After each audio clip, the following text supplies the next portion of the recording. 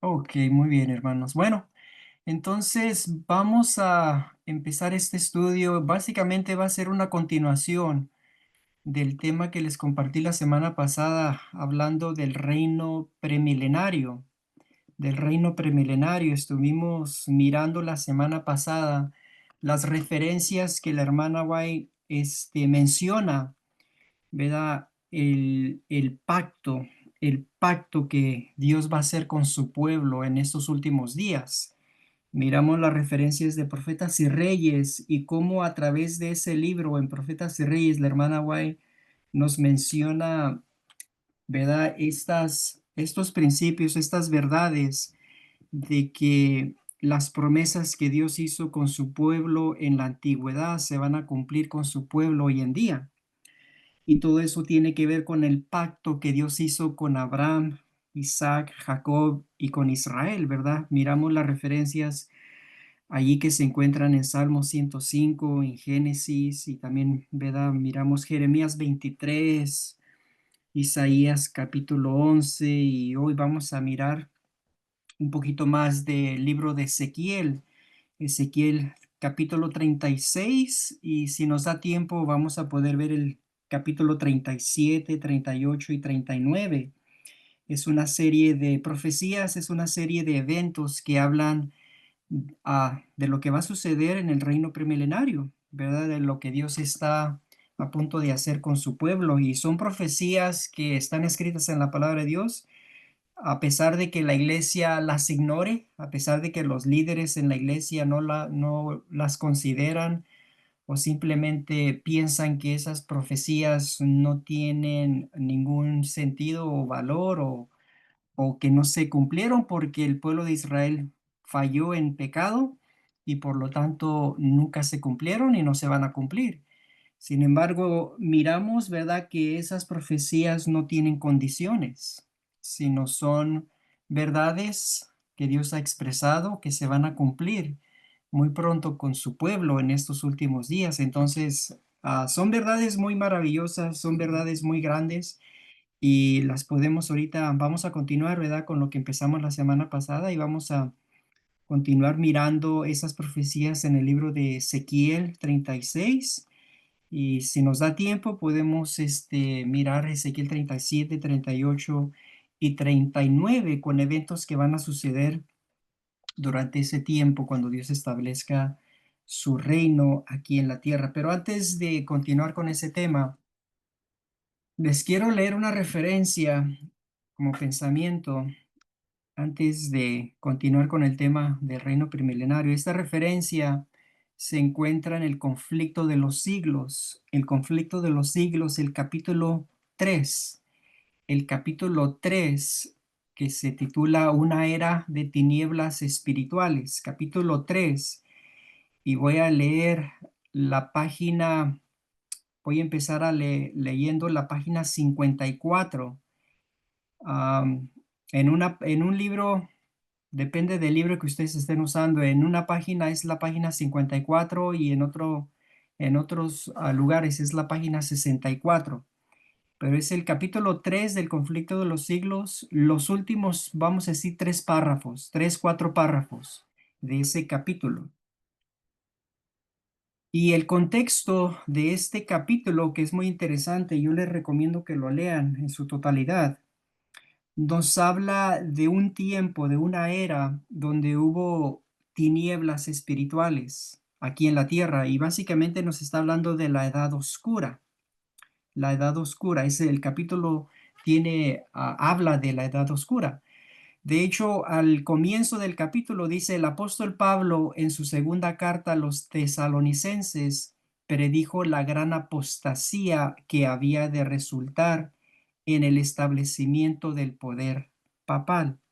Así es como comienza el capítulo y nos habla de lo que se encuentra en segunda de Tesalonicenses, donde dice, ese día no puede venir sino que venga primero la apostasía y se ha revelado el hombre de pecado, el hijo de perdición, el cual se opone a Dios y se ensalza sobre todo lo que se llama Dios o que es objeto de culto, de modo que se sienta en el templo de Dios ostentando, o sea, mostrándose que Él es Dios. En otras palabras, aquí al comienzo de este capítulo, el hermano va a estar refiriéndose a la profecía que mencionó Pablo cuando él mencionó de que la segunda venida de Cristo no se iba a realizar sino hasta que viniera la apostasía. En inglés se dice a falling away, que viene siendo cuando uno se desvía del camino. Cuando uno, es como cuando a los israelitas, ¿verdad? Cuando Moisés los sacó de Egipto y estaban en el desierto, pero querían regresar nuevamente a Egipto, ¿vea? Se habían desviado. Entonces es cuando hubo una apostasía, justamente después de la muerte de los apóstoles, empezó a venir esta apostasía sobre la iglesia de Dios. Y durante esta apostasía, ¿verdad? Es entonces cuando se formó la Iglesia Católica, es cuando surgió el papado. Y estamos hablando de un periodo de 1260 días o años en el cual hubo tinieblas muy densas en todo el mundo. Y noten lo que dice la hermana White. Ese es el contexto de esta referencia. Dice, el papado había llegado a ejercer su despotismo sobre el mundo. Reyes y emperadores atacaban los decretos del pontífice romano. El destino de los hombres en este tiempo y para la eternidad parecía depender de su albedrío.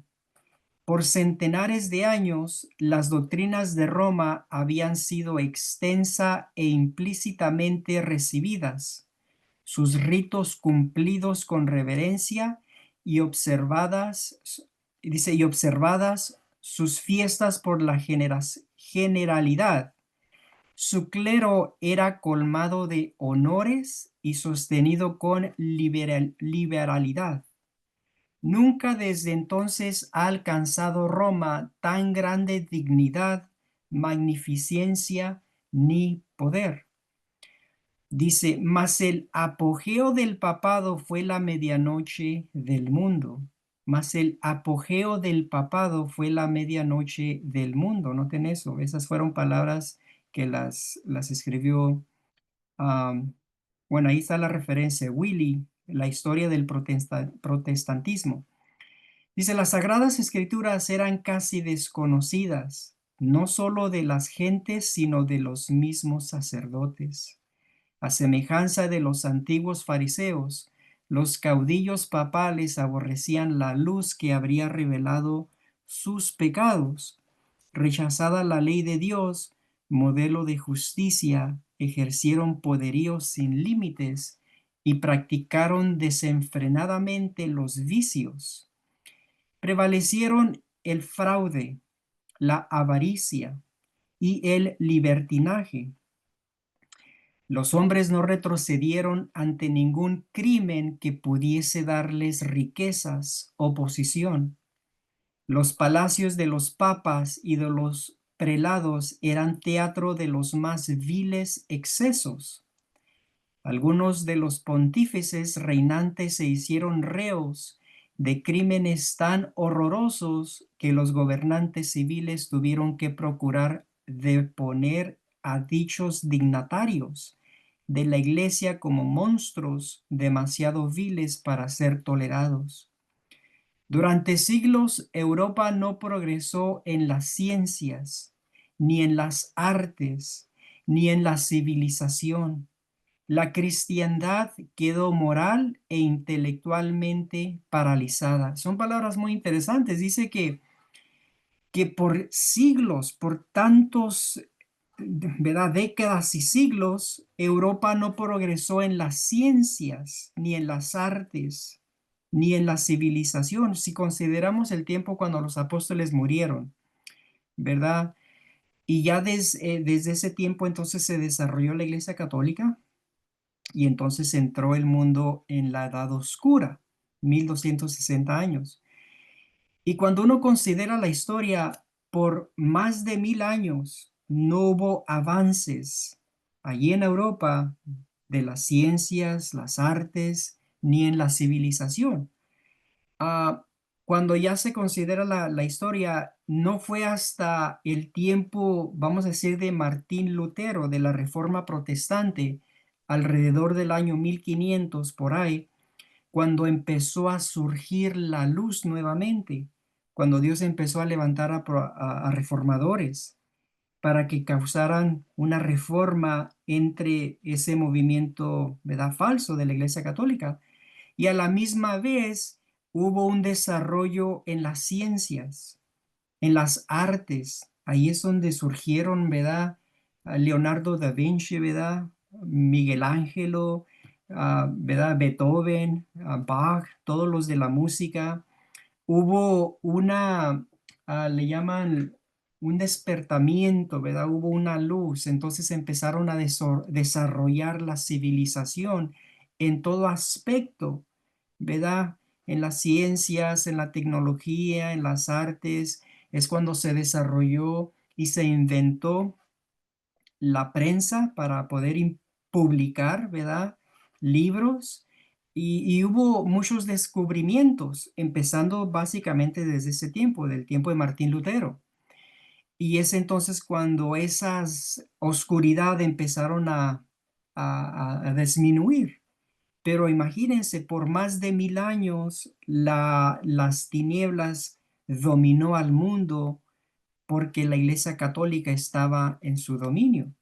Y es por eso que se llaman la edad oscura, una edad completamente de oscuridad. Noten lo que dice la referencia, dice, la condición en aquel mundo se encontraba bajo el poder romano, resultaba ser el cumplimiento espantoso e impresionante de las palabras del profeta Oseas.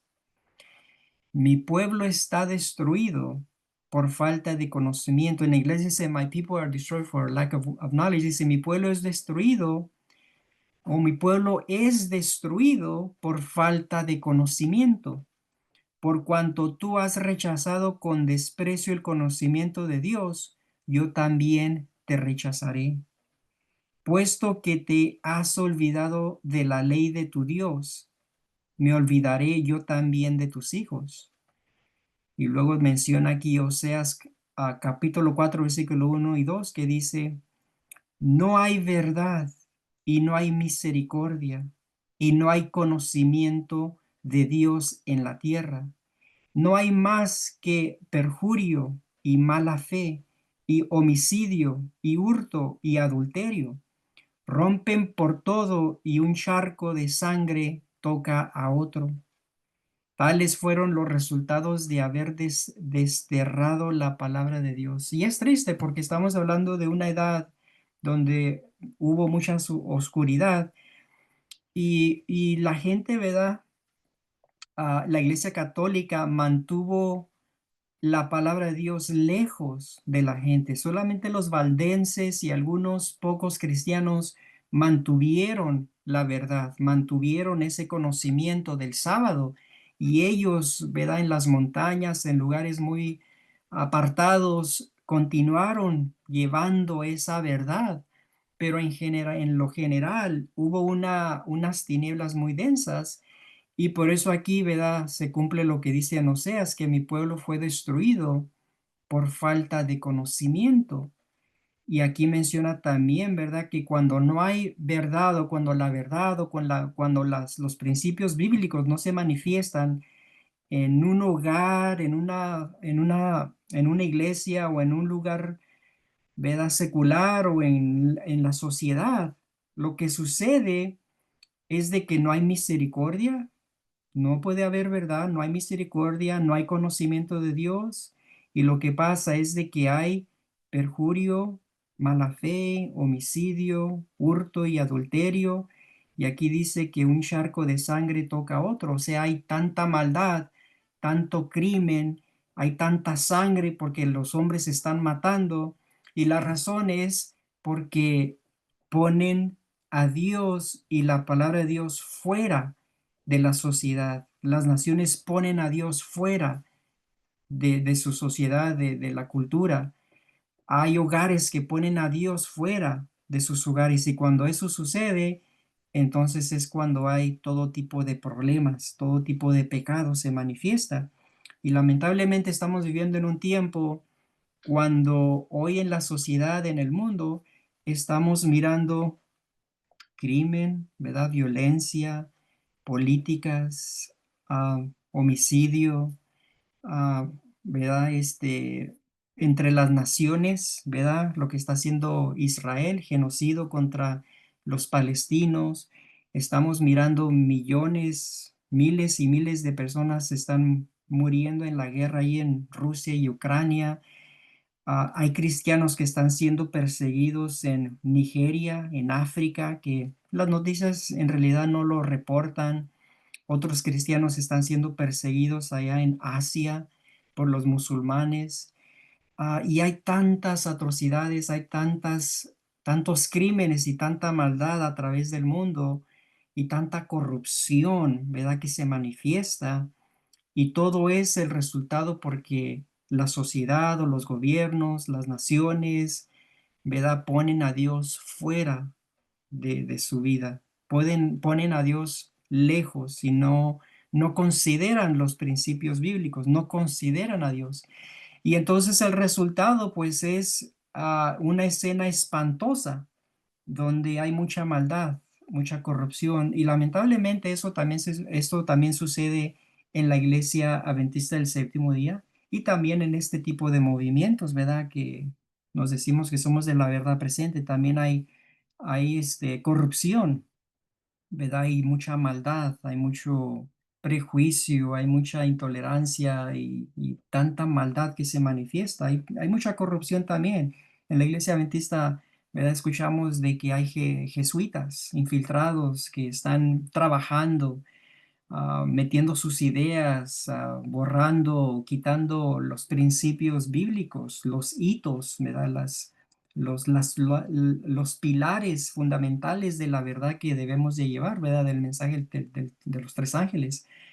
Y no se diga con lo que está pasando también con este movimiento, porque en este movimiento el diablo trabaja de una manera de desviar a los creyentes a un fanatismo o a querer buscar a otro profeta, a querer tener más luz y los desvía de lo correcto. Y tenemos a mucha gente que anda siguiendo a diferentes hombres que dicen que Víctor Jutev no era el último profeta, sino que tenemos que tener un profeta vivo que viene siendo la manifestación del espíritu de la profecía en la carne, que un profeta tiene que guiarnos hacia el reino, que tenemos que tener un profeta vivo.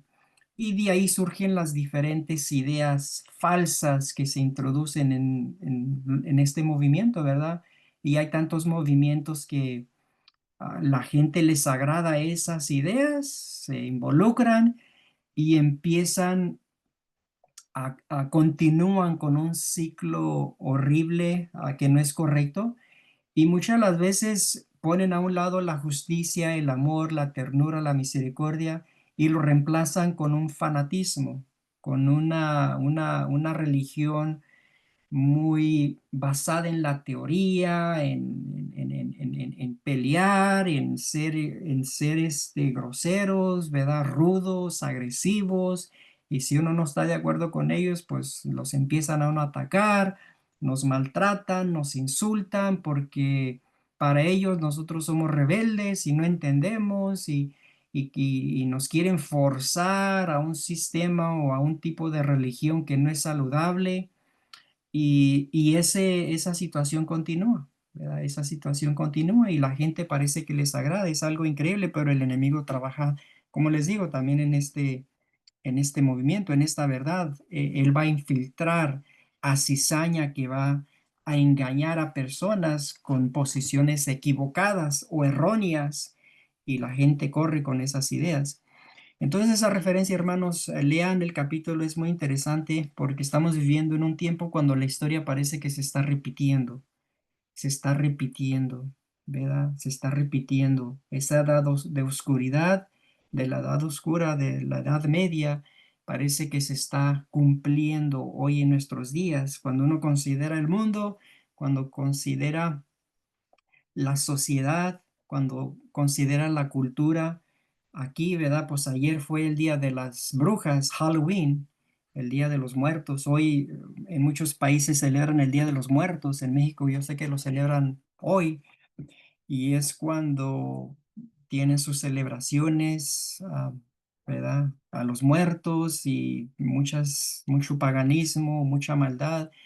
Aquí en Estados Unidos fue ayer, pero es un día de que los mundanos o la gente diabólica lo usa para hacer sus ritos diabólicos y satánicos y sus fiestas y imagínense, sacrificios de humanos y de animales y gatos y todo eso, aunque la gente no crea en eso, pues es una realidad porque muchas de esas cosas se lleva a cabo detrás de las escenas, pero es algo real, no es algo imaginario, es algo real que se está llevando a cabo. Es el día más con más actividad para los diabólicos, ¿verdad? Las brujas y todo el espiritismo, porque ese es el día que celebran, ¿verdad? Al enemigo, al diablo, en todo su aspecto. Aquí en Estados Unidos fue ayer, hoy en México y en otros países, ve el Día de los Muertos, es algo interesante, pero que Dios nos ayude, hermanos, para que podamos estudiar el mensaje y podamos mantenernos firmes a pesar de todo, de toda esta confusión, de todo esto lo que estamos mirando en la sociedad, en el mundo, ¿verdad? En todo lo que estamos mirando. Yo me quedo espantado a veces cuando miro las noticias y yo digo, bueno, pues solamente la gracia de Dios, ¿verdad? Solamente Dios nos puede ayudar porque sí estamos viviendo en tiempos muy, pero muy, muy difíciles. Muy bien. Bueno, entonces, hermanos, vamos a continuar con el tema que estudiamos la semana pasada, que básicamente es el tema de, del reino, el reino premilenario. Y ahora lo que voy a compartir va a ser algunos aspectos del reino premilenario que son muy importantes, que nosotros debemos de entender. A veces, ¿verdad, hermanos? Hacen las preguntas y es bueno repasar esto para que podamos entender. Una de las preguntas es, en cuanto al reino premilenario, es si va a haber nacimientos en el reino premilenario, si va a haber nacimientos en el reino premilenario. Entonces, queremos ver eso y les voy a compartir algunas referencias donde nos habla de eso. En primer lugar, si pueden ir rápidamente, vayan a la Biblia y busquen Génesis. Busquen Génesis. A ver, dejen, yo la pongo aquí, la Biblia. Busquen en Génesis capítulo 1 y si ustedes notan el versículo 27 y 28. Noten las palabras de Dios. Dice Génesis capítulo 1 versículo 27 y 28. Dice, creó pues Dios al hombre a su imagen. A imagen de Dios lo creó. Hombre y mujer lo creó. Y luego versículo 28 dice, Dios los bendijo y les dijo. Noten lo que Dios les dijo después de haber creado, ¿verdad? Adán y Eva. Dice, fecundos sed fecundos y multiplicaos, llenad la tierra, sogulladla, es la palabra que usa aquí, es tomar control de la tierra, y tened dominio sobre los peces del mar, las aves del cielo y todos los animales que se desplazan sobre la tierra. Entonces aquí Dios les había dicho que tenían que dominar la tierra y tenían que multiplicar. Dice multiplicaos. Esa es la palabra que usa. Multiplicaos. Entonces lo primero que hicieron ellos, ¿verdad? ¿Verdad? Fue de multiplicar. Es cuando empezaron a tener hijos, ¿verdad? Abel y luego Caín y me imagino que tuvieron más, aunque la Biblia no lo registra, pero ellos empezaron a tener varios hijos porque el mandato de Dios es que se tenían que multiplicar. Entonces la pregunta que a veces los hermanos hacen es, ¿va a haber nacimientos en el reino premilenario? ¿Se van a poder multiplicar los hijos de Dios? ¿Verdad? Ese ha sido la pregunta. Entonces les voy a leer estas referencias. Llamadas oportunas, volumen uno, número 47. Número 47. Y les voy a leer, déjenlo busco aquí. Les voy a leer, ese es el estudio donde habla de la angustia de Jacob. Ese es el contexto en este estudio.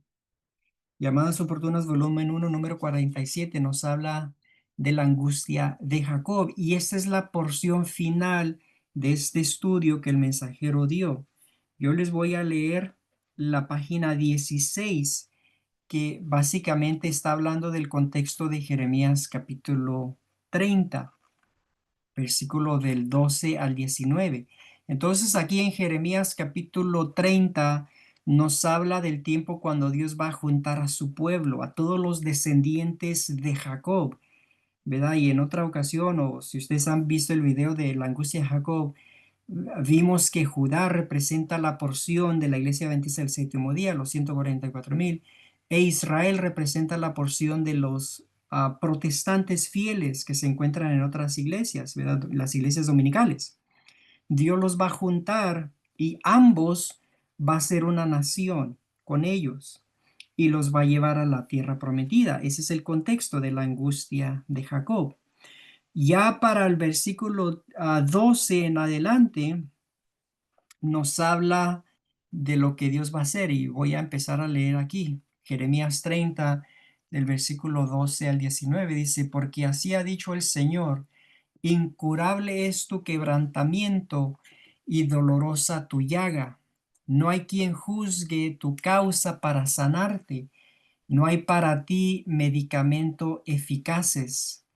Todos tus enamorados te olvidaron, no te buscaron porque como hiere un enemigo te herí con azote de adversario cruel a causa de la magnitud de tu maldad y de la multitud de tus pecados.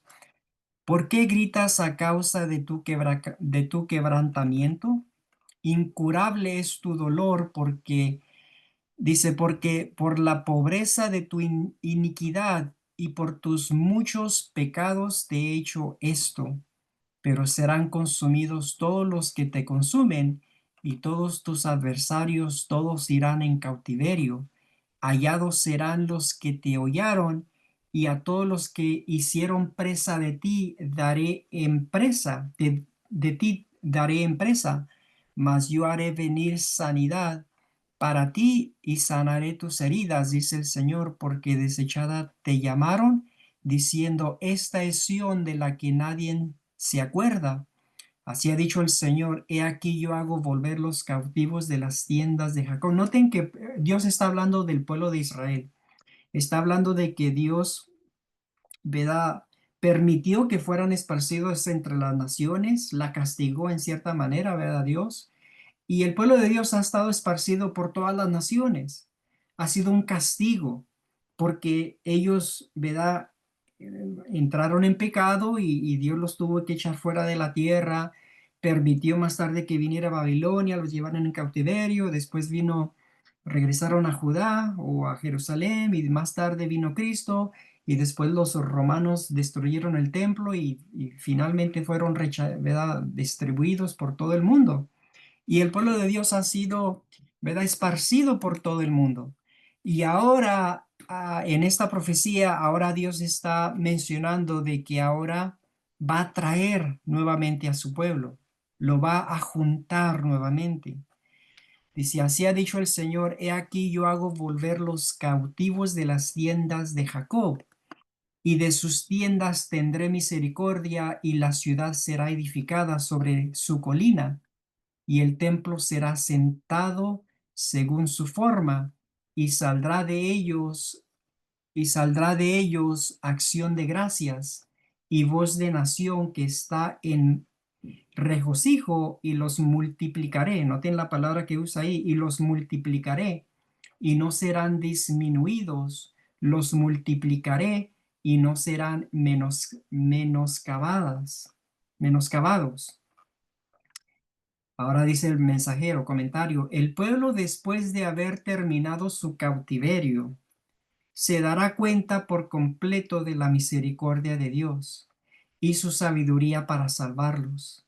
Serán felices para siempre porque Él los multiplicará en la tierra de sus padres y los hará grandes. Noten las expresiones y las palabras que usa el profeta. Y también lo que menciona la palabra de Dios en Jeremías 30, dice que Dios los va a recoger, va a retornar su cautiverio y ya cuando lleve a su pueblo a la tierra prometida, entonces ahí dice que los va a multiplicar. Usa la misma palabra que Dios le dio a Adán y Eva en Génesis 1, que quería que se multiplicaran. Entonces, en el reino, cuando lleguemos al reino con la ayuda de Dios y estemos ahí, va a haber un periodo, por lo menos 7 años que conocemos, de acuerdo a Ezequiel 39:9, donde el pueblo de Dios va a estar habitando en la tierra prometida. Digo, perdón, bueno, sí en la tierra prometida, pero allí en Jerusalén, antes de la segunda venida de Cristo. Y en ese tiempo, durante esos 7 años, es el tiempo cuando el pueblo de Dios se va a poder multiplicar. ¿Verdad? Van a poder tener hijos e hijas. Y la diferencia de tener hijos e hijas en ese tiempo y de tener hijos e hijas de nuestro tiempo es que hoy en día cuando una pareja cristiana tiene hijos, pues los hijos nacen, pero nacen en un mundo lleno de pecado. Entonces la responsabilidad cae sobre los padres de poder criar a ese hijo correctamente y la salvación de ese niño o de esa niña depende de los padres, ¿verdad? La salvación literalmente depende de los padres hasta que el niño, ¿verdad? Crezca y ya pueda, ¿verdad? Entender lo que es el pecado y hacer su propia decisión, pero mientras el niño dependa de los padres, cuando son muy pequeñitos, pues la salvación de ese niño depende de los padres. Pero cuando lleguemos al reino premilenario, cuando el pueblo de Dios se va a multiplicar, la diferencia es de que se va a multiplicar en un lugar santo, donde no va a haber pecado. Los padres ya van a ser purificados, ¿verdad? Van a ser santificados y en realidad dice ahí la Biblia, más adelante lo podemos leer, que Dios va a quitar el corazón de piedra y va a poner uno de carne, nos va a limpiar de las inmundicias. Va a ser una limpieza muy grande. Entonces, los niños que nazcan en ese lugar santo, pues van a ser santos, ¿sí? ¿Sí me entienden? Van a cumplir el mandato que Dios les dio a Adán y Eva en el jardín del Edén, pero en este caso ya no va a haber ese peligro que esos niños, ¿verdad? Pequen porque van a nacer en un lugar santo. Entonces es algo muy, muy importante eso. Tengan en mente lo que dice el profeta aquí. Dice que Él los multiplicará en la tierra de sus padres y los hará grandes. Jeremías 30:20 dice, y serán sus hijos como antes, y su congregación delante de mí será confirmada, y castigaré a todos sus opresores.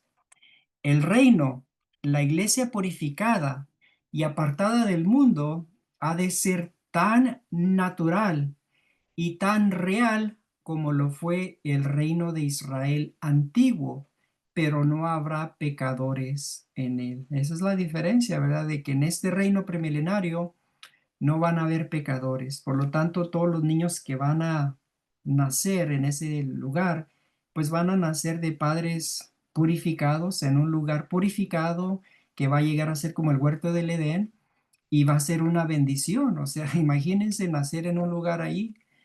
Va a ser algo muy maravilloso. Jeremías 30, versículo 21 al 23. De allá saldrá su príncipe y de en medio de ella saldrá su señoreador y le haré llegar cerca y él se acercará a mí, porque ¿quién es aquel que se atreve a acercarse a mí? Dice el Señor. Y me seréis por pueblo y yo seré vuestro Dios. He aquí la tempestad del Señor sale con furor, la tempestad que se prepara sobre la cabeza de los impíos reposaré. De ella saldrá su príncipe, es decir, este reino será gobernado bajo una teocracia. La expresión he aquí llama la atención a algo que puede verse y por lo tanto implica que la tempestad del Señor ya está haciendo su obra. No es de extrañar entonces que estemos teniendo toda clase de disturbios grandes, pérdidas de vidas y propiedades por toda la tierra. Entonces ahí dice, de ella saldrá su príncipe, es decir, este reino será gobernado bajo una teocracia. Los versículos anteriores, ¿verdad? Nos mencionan, cuando ustedes leen el versículo 8 y el versículo 9 y ahí dice que Dios va a levantar un David, va a levantar un rey, versículo 9 va a levantar un David, y por lo tanto, ¿verdad? Va a ser una teocracia, va a ser el gobierno que va a existir en el reino, va a ser una teocracia cuando el rey David va a estar gobernando allí. Entonces tengan eso en mente. Ya voy a terminar ah, dice, voy a terminar con esta referencia. Noten cómo el mensajero termina. Versículo 24, no se colmará el ardor de la ira del Señor hasta que haya hecho y cumplido los pensamientos de su corazón. En el fin de los días entenderéis esto. Y esta es la razón, hermanos, que tenemos este privilegio, que estamos viviendo en los últimos días y estamos entendiendo este capítulo, Jeremías 30. ¿Por qué? Porque estamos viviendo en un tiempo cuando se van a cumplir estas profecías, se van a cumplir esta palabra de Dios, en el tiempo cuando Dios va a levantar este reino y va a retornar el cautiverio de Jacob. Y cuando hablamos de Jacob, como yo les he explicado anteriormente y en los videos que he hecho, Jacob no solamente representa a los 144,000, sino más bien representa a todos los descendientes que tienen sangre de Jacob, que incluye a muchos que están hoy en día en las iglesias protestantes.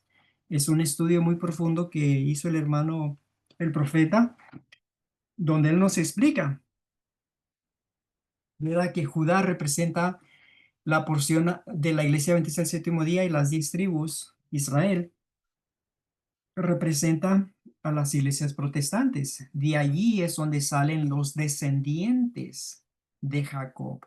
No solamente se limita o es limitado a la iglesia adventista del séptimo día. No hace sentido, hermanos. En realidad no haría sentido.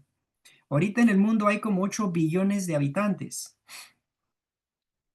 Quiere decir 8,000,000,000 de habitantes. 8,000,000,000 de habitantes. Tengan eso en mente. 8,000,000,000 de habitantes.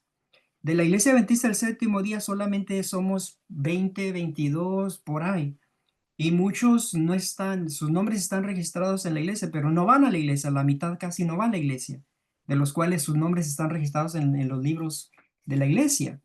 Entonces, si consideramos eso, pueden ser unos 12,000 a 15,000 adventistas que van a la iglesia regularmente, y de esos no todos son fieles, porque solamente van a salir 144,000. Entonces, imagínense que podamos decir, no, solamente ellos son los que tienen sangre de Jacob, los 144,000, solamente ellos. Y el resto del mundo, los casi cerca de 7,000,000,000, no tienen ninguna gota de sangre de Jacob.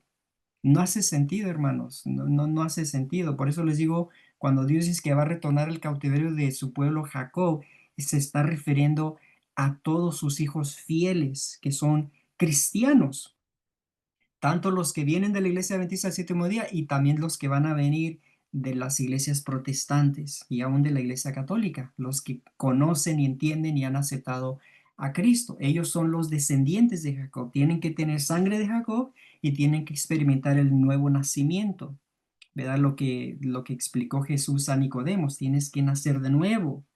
Los verdaderos jacobitas tienen sangre de Jacob literalmente y también tienen el nacimiento, tienen que experimentar el nacimiento nuevo, ¿verdad? El nacimiento espiritual. Y cuando hacemos eso, entonces llegamos a ser herederos y tenemos la herencia de Abraham, o sea, tenemos derecho a esa herencia.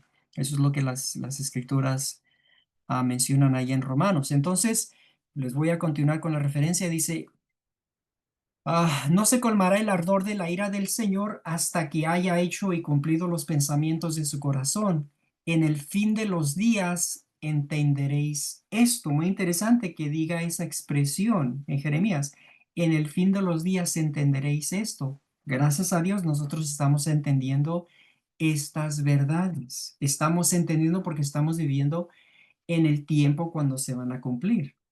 El mismo hecho de que estas verdades están siendo reveladas y también el hecho de que todas las cosas predichas por las escrituras están ahora sucediendo, claramente muestra que estamos viviendo en los últimos días, los días en que debemos considerar la causa de los males que envuelve a todo el mundo y hacer nuestro llamado y elección seguros. Eso es lo que nos dice el mensajero, es algo muy claro. Cuán agradecidos deberíamos estar que el Señor nos está dando alimento a su debido tiempo. Las gentes se matan por millones unas a otras a fin de librarse del yugo de otra nación. Y eso es lo que está pasando ahorita con Ucrania y Rusia, y Israel y los palestinos. Dice, sin embargo, Moisés libró al Israel antiguo sin ninguna víctima. Debemos de saber ahora que la fe mueve montañas, mientras que la duda arruina a las naciones. No debemos ser ya más necios y tardos de corazón para creer todo lo que los profetas han escrito. Lucas 24:25. Creed, este era el lema de Jesús y también debería ser el nuestro. Los que dudan nunca entrarán en su reino. Estas cosas son escritas para que creáis. Juan 20:31. Aquí no hay sino solo una sensata conclusión a la que podemos llegar, y esta es para todos los que sinceramente acepten y cumplan con todo lo que los profetas han escrito, que nadie desvíe nuestra atención de esta verdad. Así termina este estudio el profeta, hermanos, y básicamente dice que tenemos que creer. El consejo que él nos da, que está en la palabra de Dios, es creer. Ese debería ser el lema de Jesús. Fue el lema de Jesús y también debería ser el nuestro. ¿Por qué dice el mensajero esto que cree? ¿Saben por qué? Porque muchos no creen. Uno lleva este mensaje a la iglesia, les habla de un reino premilenario y nos miran como si estamos locos. Dice, ustedes están locos con esa idea. Esas son ideas de Víctor Hutter. Esas son ideas de Víctor Hutter. Eso nunca se va a cumplir. Eso nunca se va a realizar. Ustedes están viviendo en un mundo de fantasía que van a establecer un reino allí y surgen muchas ideas y se burlan de uno y nos critican y nos llaman nombres, pero como dice la palabra de Dios, la palabra de Dios sale de la boca de Dios y no va a regresar vacía. Si Él lo ha dicho, Él lo va a cumplir. Ahora a nosotros nos toca simplemente de creer, creer, creer que Dios lo va a hacer, porque Él lo va a cumplir. No hay condiciones aquí, hermanos. No hay ni siquiera una condición que Dios ponga para que esto se vaya a cumplir. Solamente lo que tenemos que hacer es ser fieles al Señor. Ser fieles al Señor, ser agradecidos que tenemos esta luz y ser fieles a Dios. Mientras la iglesia nos rechaza, y no quiere saber nada de nosotros, somos un grupo pequeño, parece que insignificante. A veces uno va a la iglesia y yo por lo menos me siento como insignificante con este gran mensaje, pero Dios conoce y Dios sabe y Dios ve y conoce nuestro corazón. Y si nosotros somos fieles a esta verdad, a este mensaje, Dios promete que nos va a llevar hasta el fin, a pesar de que la mayoría no crea, ¿verdad? Cuando vino Cristo, fue a la cruz. Él sanó a miles, me imagino que fueron miles de personas que él sanó, predicó a miles de personas, ayudó a miles de personas durante su ministerio. Pero cuando estuvo en la cruz, fueron poquitos los que estuvieron a su lado, fueron poquitos de esos amigos, familiares, compañeros, ¿verdad? Apóstoles que estuvieron ahí a su lado, pero la mayoría no estaba ahí, ¿verdad? Lo habían rechazado y parecía como que eso se iba a terminar, ese movimiento con la cruz de Jesús, como que dijeron los judíos, terminamos con este hombre, lo matamos y punto. Se termina todo esto de esta secta o este movimiento, ahí terminó todo. Pues en realidad no terminó todo ahí, hermanos, fue el principio, fue el comienzo de un movimiento que el diablo ha querido destruir, pero no ha podido y no va a poder.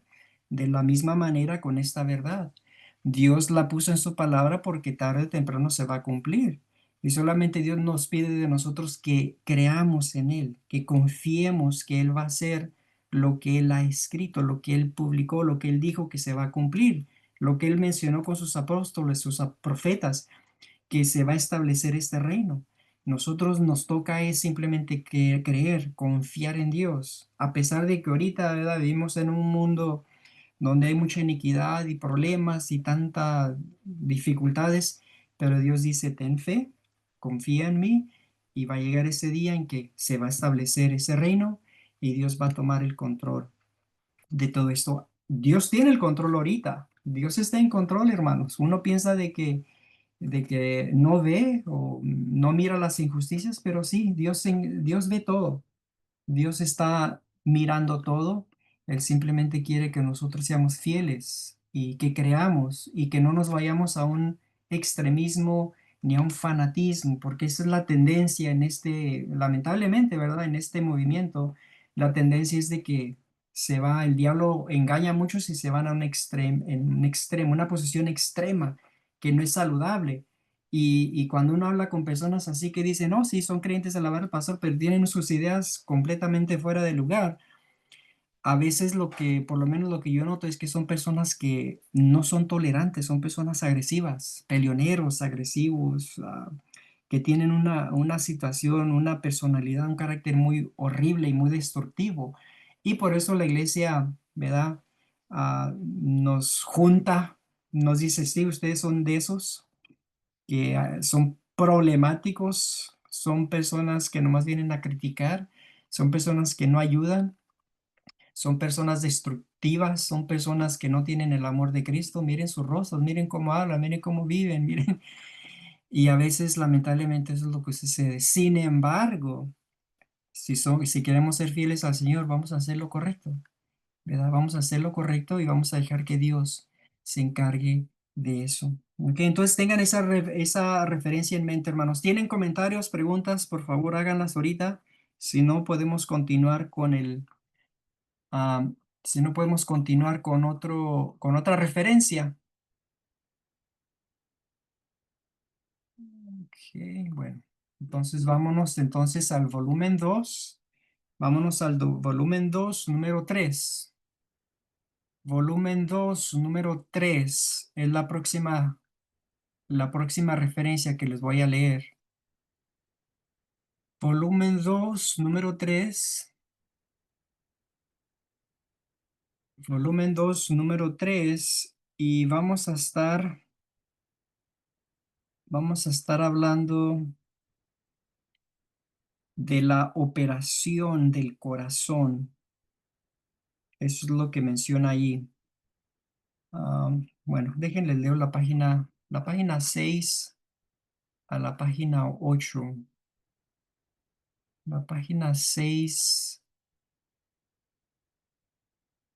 a la página 8.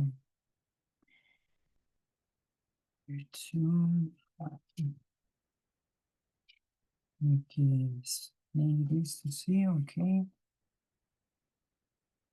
23, déjenlo leo de esta página 23. Ok, aquí voy a leer Ezequiel 36, y esto está bajo el contexto de Ezequiel 36. del versículo 23 al 26. El capítulo de 36 de Ezequiel es un capítulo muy, pero muy bueno. Léanlo todo el capítulo, hermanos. Tomen su tiempo, pero es un capítulo muy, pero muy, muy hermoso en lo que contiene. Yo simplemente voy a empezar del versículo 23, del 23 en adelante. Noten lo que dice. Dice, y santificaré mi grande nombre profanado entre las naciones, el cual profanasteis vosotros en medio de ellas.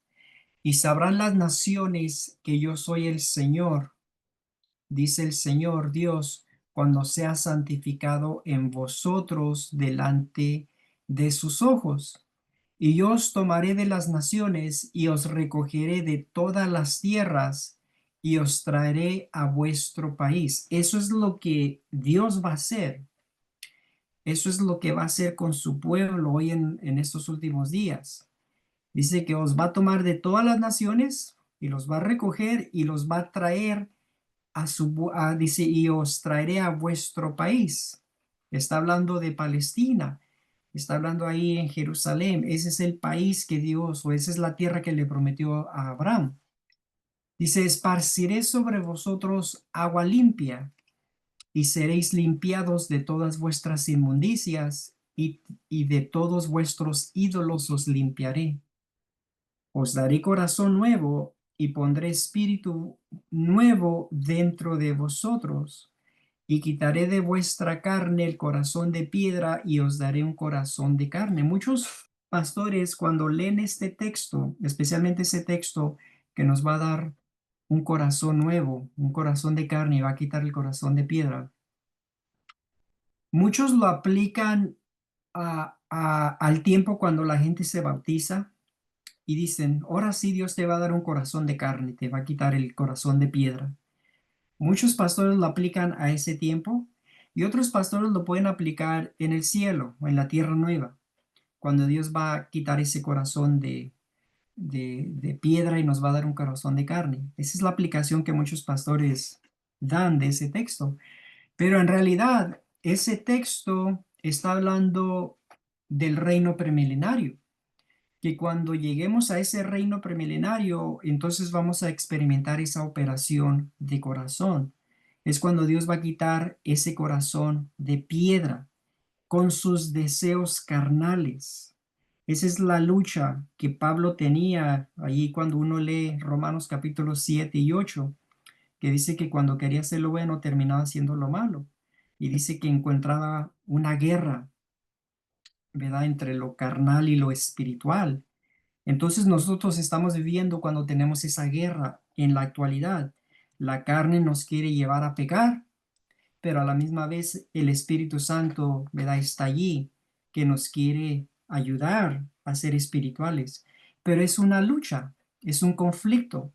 Y nosotros, bajo la conciencia que Dios nos ha dado, determinamos cuál de esas dos naturalezas va a dominar nuestra vida, si es la carnal o si es la espiritual.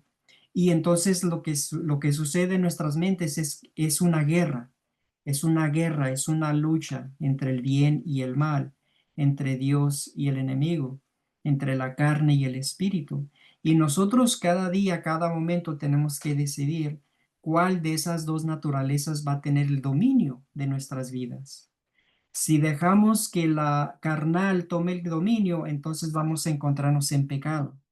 Cualquier pecado que sea, vamos a encontrarnos viviendo una vida de pecado.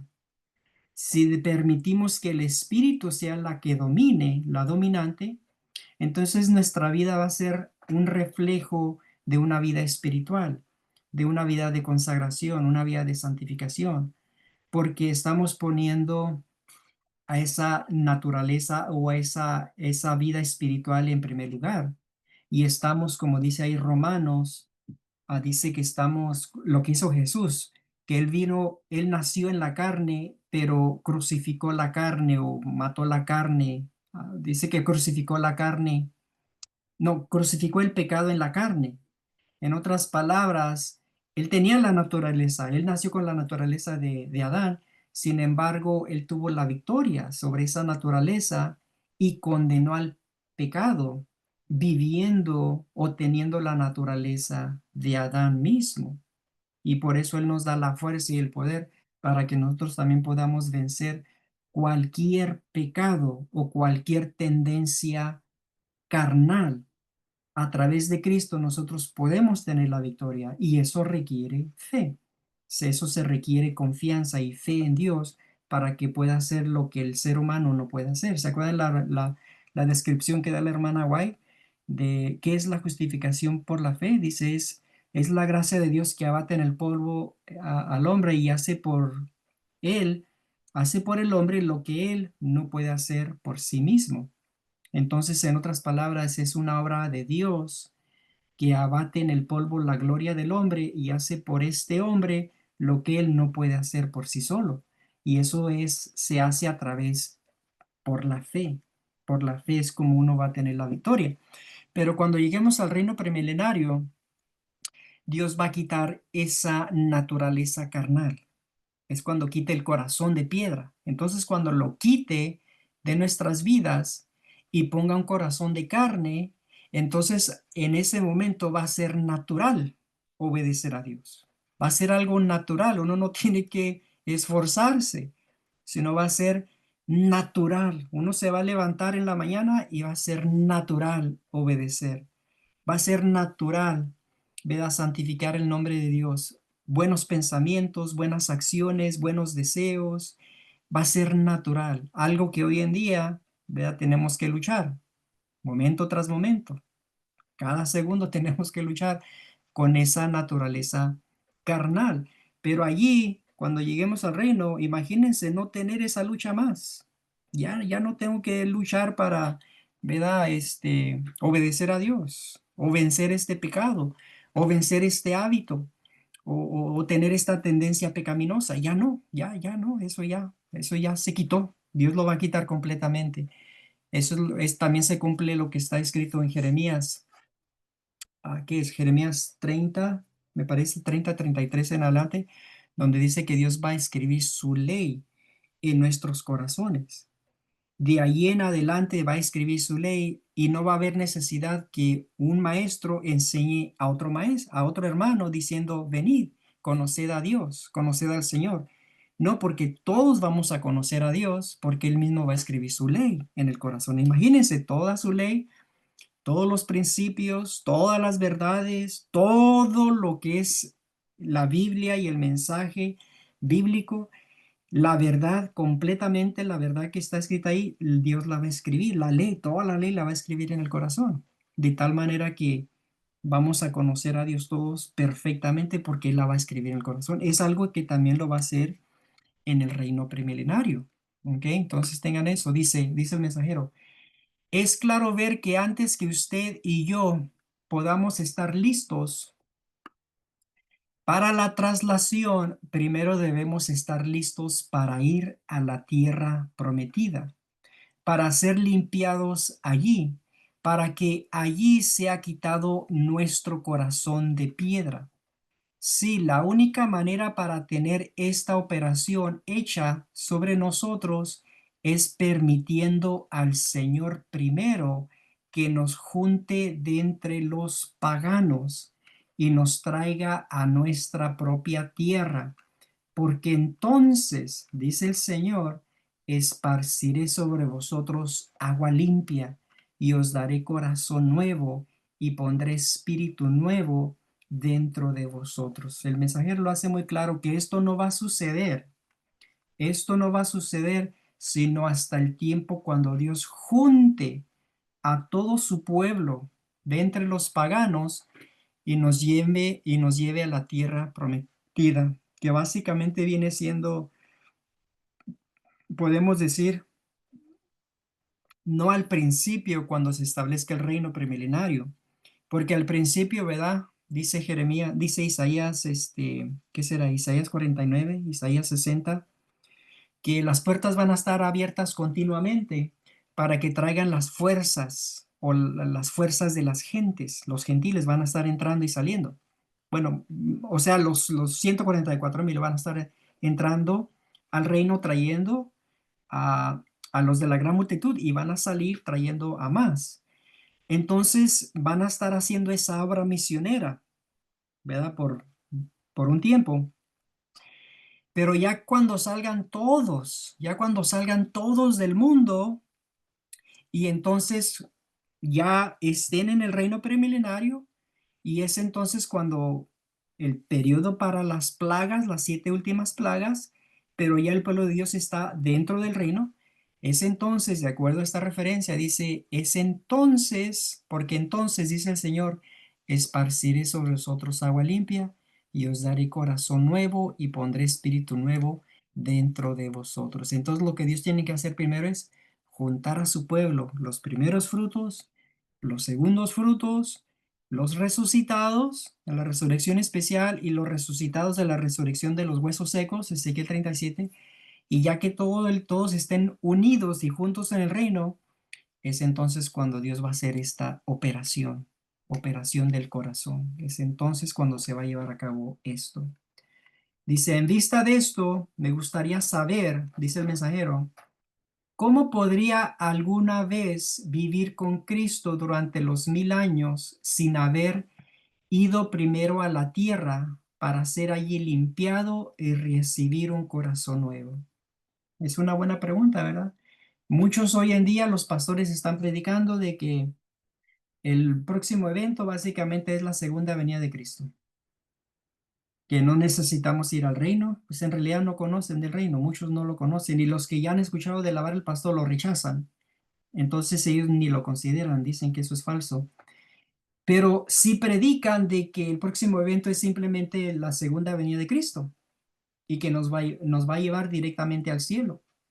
Y omiten o no consideran lo que está aquí escrito en Ezequiel 36, que primero tenemos que ir a la tierra prometida y pasar esta experiencia, ¿verdad? De tener un corazón nuevo y entonces poder ser trasladados al cielo, entonces poder entrar en el cielo. Voy a continuar, dice Ezequiel 36, 27 a 32, y pondré dentro de vosotros mi espíritu, y haré que andéis en mis estatutos, y guardéis mis preceptos, y los pongáis por obra. Habitaréis en la tierra que di a vuestros padres, y vosotros me seréis por pueblo, y yo seré a vosotros por Dios. Cuando dice ahí, y habitaréis en la tierra que di a vuestros padres, esa tierra se está refiriendo a Jerusalén. Estamos hablando de ese territorio de Israel, donde estaban los padres, nuestros padres, Abraham, Isaac, Jacob y las 12 tribus. No se está refiriendo a otro país o a otra nación o a otro lugar. Se nos está refiriendo específicamente a esa porción que Dios le prometió a Abraham. Y por eso se imagina lo que estamos mirando hoy en día en las noticias. Se están peleando, los israelitas se están echando fuera a los palestinos y no quieren que estén habitando allí. Los quieren sacar. Y los palestinos están peleando el derecho de vivir ahí porque también ellos dicen, esta tierra es tierra de nosotros porque tenemos nuestro padre, ¿verdad? Que fue Ismael. Nuestro padre también fue Abraham y por lo tanto tenemos el derecho de estar en esta tierra. Entonces están peleando por la tierra. Pero en realidad esa tierra ni les pertenece ni a los palestinos ni a los israelitas, esos israelitas o judíos incrédulos. Dios los va a echar fuera y entonces va a ser campo para los descendientes de Jacob, que viene siendo los 144,000 y la gran multitud. Y los gentiles, obviamente, que se van a unir con ellos. Entonces, ese es el pueblo de Dios de estos últimos días que va a componer este reino. Voy a leer, dice, y os guardaré de todas vuestras inmundicias y llamaré al trigo y lo multiplicaré y no os daré hambre. Multiplicaré asimismo el fruto de los árboles y el fruto de los campos, para que nunca más recibáis oprobio de hambre entre las naciones.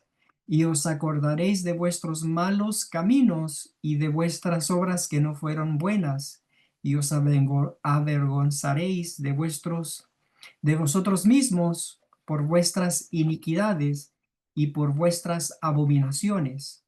No lo hago por vosotros, dice el Señor Dios, sabedlo bien. Avergonzaos y cubríos de confusión por vuestras iniquidades, casa de Israel. Y luego aquí dice, el Señor sabe cómo salvar. Él tuvo a su pueblo disperso por todas las naciones. Así que cuando Él los traiga de regreso a su tierra, ellos se acordarán del resultado de sus obras malas y así aborrecerán sus iniquidades. Y cuando, acuérdense, cuando Dios está hablando de su pueblo, no es limitado solamente a la iglesia adventista del séptimo día.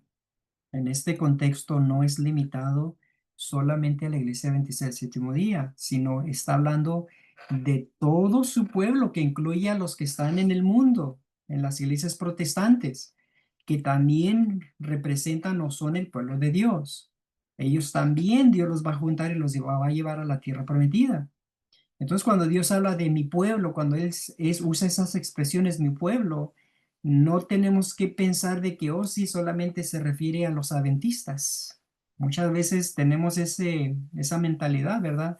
De que todo solamente se refiere a la iglesia adventista. No, no, no, no, eso no está bien. Estamos hablando del verdadero pueblo de Dios que se encuentra dentro de la iglesia adventista, como también en las iglesias protestantes. Tengan eso en mente. Ezequiel 33 al 36 dice, así he dicho el Señor Dios, el día que os limpie de todas vuestras iniquidades, haré también que sean habitadas las ciudades, y las ruinas serán reedificadas, y la tierra asolada será labrada en lugar de haber permanecido asolada a ojos de todos los que pasaron. Y dirán, esta tierra que era asolada ha venido a ser como el huerto del Edén. Y estas ciudades que eran desiertas y asoladas y arruinadas están fortificadas y habitadas, y las naciones que queden en vuestros alrededores sabrán que yo reedifiqué lo que estaba derribado y planté lo que estaba desolado. Yo el Señor he hablado y lo haré. Noten ahí, no hay condiciones. No hay condiciones, hermanos. Cuando uno hable con los pastores o con los líderes de la iglesia o con cualquier hermano, tenemos que resaltar esto. Dios lo ha hablado y Él lo va a hacer. No hay condiciones para lo que está escrito aquí. No hay ni siquiera una condición que Dios ponga para que esto se pueda cumplir. Dios dice, yo lo he hablado. ¿Qué habló Él? Dice que va a juntar a su pueblo y los va a llevar a la tierra a la tierra de Palestina, que dio a sus padres. Y Él lo va a hacer.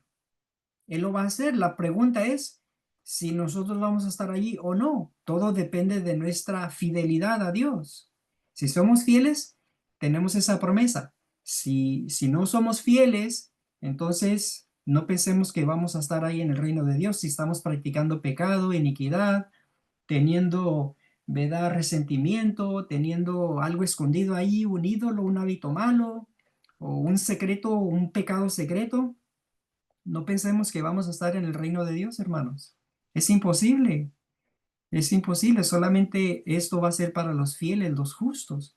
Dios lo va a hacer, pero lo va a hacer con solamente sus hijos fieles, no con los impíos. Y aquí dice, dice que esa tierra que era asolada, que esas ciudades que eran desiertas. ¿Por qué dice que esas ciudades eran asoladas y arruinadas? ¿Saben por qué? Porque ese es el resultado de la guerra que está profetizada en la palabra de Dios. Y ahorita uno puede mirar las noticias y mirar cómo Israel está bombardeando a Gaza y la franja de Gaza y cómo están las ciudades, completamente destruidas, desoladas, ¿verdad? Están arruinadas, todo está arruinado. Pues imagínense cuando esta guerra suceda, no solamente la tierra de Gaza va a ser así, sino todo ese territorio, todo lo que viene siendo Israel, todo eso va a ser destruido completamente, arruinado, desierta, todo va a ser desierto y todo va a ser destruido. Ahorita Israel se está aprovechando porque tiene el respaldo de los Estados Unidos y piensa que pueden destruir a Gaza y a los palestinos y los pueden echar fuera y todo eso, ¿verdad? Tienen en su mente hacer eso y se sienten bien fuertes, bien potentes porque tienen armas nucleares y tienen el respaldo de Estados Unidos. Pues va a llegar el día en que se va a llevar la profecía de Zacarías 14:1, ¿verdad? Dios va a reunir a las naciones para combatir con Jerusalén. Esa tierra va a ser destruida completamente y es entonces el tiempo cuando Dios purifica la iglesia, salen los 144,000 y entonces Dios les abre el camino y les da el derecho de tomar control y posesión de ese territorio. Dios les da el derecho porque Dios se va a encargar de abrir el camino y Dios va a establecer a su verdadero pueblo ahí. ¿Se imaginan? No vamos a necesitar no se va a necesitar la aprobación de las Naciones Unidas, ir y ahí decir, oh, queremos tener el derecho de regresar. No se va a necesitar eso. No se va a requerir la aprobación de los Estados Unidos. No se va a requerir la aprobación de nadie, porque Dios va a hacer eso. Dios lo va a hacer para su pueblo. Cuando Él dice que lo ha hablado y Él lo va a hacer. ¿Quién se puede poner en el camino del Señor? Nadie, nadie. Dice, Hermano René, sí, hermano. tengo una pregunta, bueno, como una duda, no sé. Pregunta. Sí, en lo que usted estaba explicando, si el cambio de corazón del de piedra al de carne va a ser hasta que sean recogidos todos, Mm. ¿cómo es de que los 144,000 cuando llegan al reino, eh, este, el Señor no les cambia en ese momento el corazón? ¿Y acaso no los 144,000 ya no son pecadores, pero tienen esa tendencia de pecar? Bueno, eso es lo que no entiendo yo. Sí, sí, Porque, sí, sí entiendo su pregunta, hermana. Básicamente, mire, cuando el pueblo de Dios, cuando los 144,000, cuando Dios purifique a la iglesia y surjan los 144,000, entonces Él separa los impíos de la iglesia y solamente quedan los 144,000. Cuando eso suceda, es cuando Él derrama, de acuerdo a lo que el mensaje nos enseña, Él derrama su Santo Espíritu. Derrama el Espíritu Santo sobre los 144,000. De la misma manera como se los derramó a los apóstoles en el día del Pentecostés. De esa misma manera, los 144,000 reciben el poder del Espíritu Santo. Cuando los apóstoles recibieron el poder del Espíritu Santo, ellos todavía tenían la naturaleza de Adán. Ellos tenían esa naturaleza. Pero lo que hizo la diferencia y la manera que ellos pudieron obedecer al Señor de ahí en adelante fue porque el Espíritu Santo, tenían el poder del Espíritu Santo. Sin embargo, tengan esto en mente, sin embargo, a tener la naturaleza pecaminosa, hubo ocasiones, si ustedes se acuerdan, en el caso cuando Pedro, ¿verdad? Que vino Pablo y lo reprendió porque él se había asimilado, o sea, estaba, cuando él vino, se sentaba con los judíos porque estaban los gentiles y hubo una influencia que no era muy agradable, no era muy buena, de tal manera que Pablo lo tuvo que reprender porque había esa tensión en la iglesia porque los gentiles estaban asumiendo o se estaban uniendo a la iglesia, pero los judíos querían que ellos tenían que recibir el acto de circuncisión. Y entonces había una tensión muy grande en la iglesia, de tal manera que Pedro fue llevado por esa influencia mala y Pablo lo reprendió, ¿verdad? Allí. Entonces miramos de que ellos tenían la naturaleza pecaminosa, pero también tenían el poder del Espíritu Santo. Entonces, así va a ser con los 144,000. La iglesia es purificada. Básicamente es cuando Dios elimina a los impíos en la iglesia y quedan solamente los 144,000. A ellos Dios les derrama el poder del Espíritu Santo, que les da la habilidad de poder salir y predicar con fuerza y con poder, ¿verdad? Hacer milagros, hablar en lenguas y etcétera, etcétera. Pero ellos van a tener todavía la naturaleza de caída de Adán. Todavía van a tener esa naturaleza. No quiere decir que van a pecar. ¿Sí me entiende? Es como los apóstoles. Ellos, después de recibir el poder del Espíritu Santo, tenían la naturaleza de carnal de Adán, pero no quiso o no significó que pecaron, ¿verdad? No hay muchas evidencias de que, oh, ellos regresaron al pecado. No, solamente posiblemente lo que pasó con Pedro, pero no hay evidencia, sino que ellos tuvieron una vida de victoria sobre el pecado, aún viviendo con esa naturaleza carnal. Es lo mismo que va a pasar con los 144,000. Muchos piensan que simplemente al ser parte de los 144,000, como que ahí ya la hemos hecho, ya. No, simplemente empieza otra etapa. Y la otra etapa va a requerir que ellos también sigan teniendo fe en Dios. La única diferencia es que Dios ya va a derramar su espíritu sobre ellos.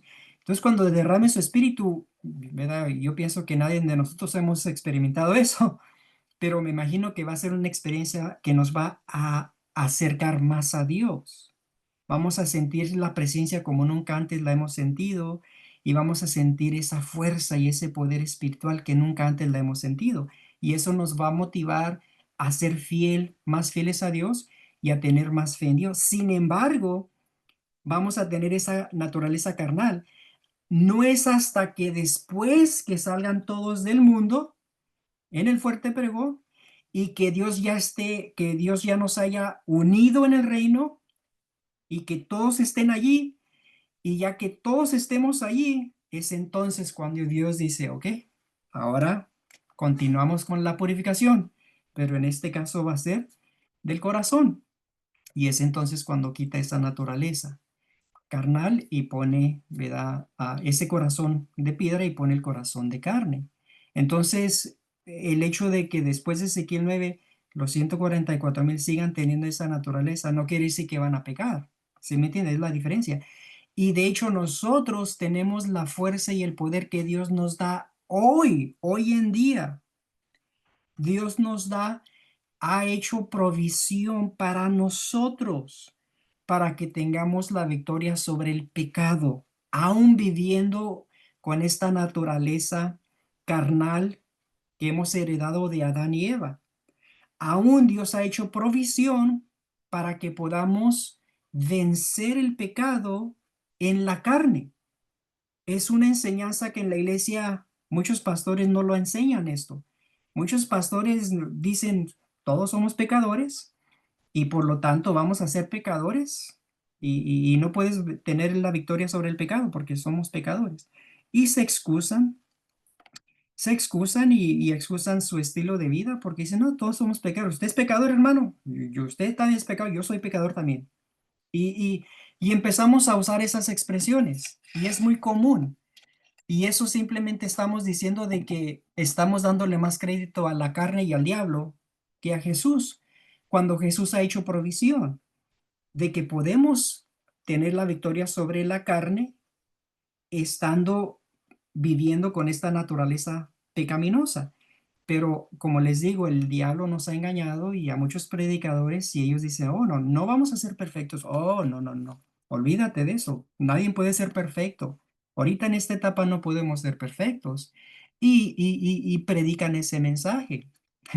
Les digo que una vez, yo les he contado esta historia, una vez en la iglesia, una iglesia muy grande ahí en Los Ángeles, estábamos hablando de la justificación por la fe, era el tema de la escuela sabática. Y yo levanté mi mano y les estaba explicando, les digo, hermanos, la Biblia dice, cuando dice, sed pues perfectos, como vuestro Padre en el cielo es perfecto. Y textos similares a eso donde dice la Biblia que, ¿verdad? Job era perfecto, ¿verdad? Daniel, menciona Noé, menciona diferentes personajes de la Biblia que eran perfectos.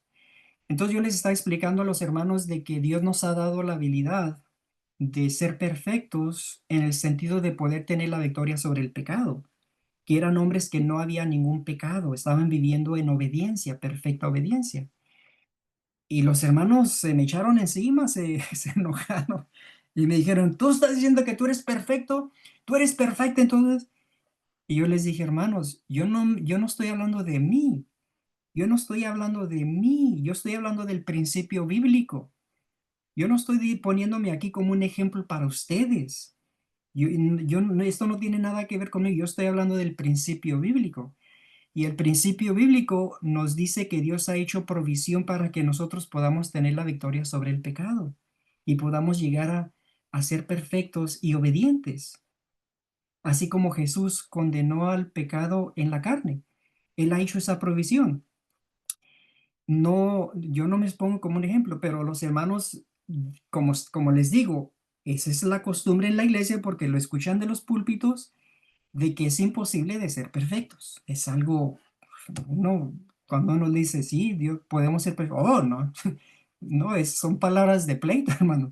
Pero eso es por lo que se enseña en los púlpitos y se enseña una teología, una enseñanza en la cual se dice que no podemos llegar a ser santos o perfectos. Y por lo tanto la gente va a la iglesia, recibe ese mensaje y sale de la iglesia y "Nah, pues, nadie es perfecto, entonces voy a pecar aquí, voy a comer carne acá, voy a, ¿verdad? Hacer esto y, ¿verdad? Cometer fornicación aquí, a robarme aquí, ser injusto aquí, no hay problema, al cabo todos somos pecadores y punto. Y usan textos bíblicos en Romanos porque todos han caído de la gracia de Dios y no hay nadie bueno y todos somos pecadores. Usan versículos así, pero los tuercen y no los enseñan en su contexto correcto y entonces se excusa su estilo de vida. Entonces, esa es la razón, hermana. Esa es la respuesta que le puedo dar. Cuando los 144,000, la iglesia sea purificada, ellos todavía van a tener la naturaleza pecaminosa de Adán. La única diferencia es que en ese tiempo Dios va a derramar el Espíritu Santo sobre ellos, que les va a dar la fuerza y el poder y, ¿verdad? Para que sigan haciendo la obra, algo que ahorita nadie ha experimentado eso.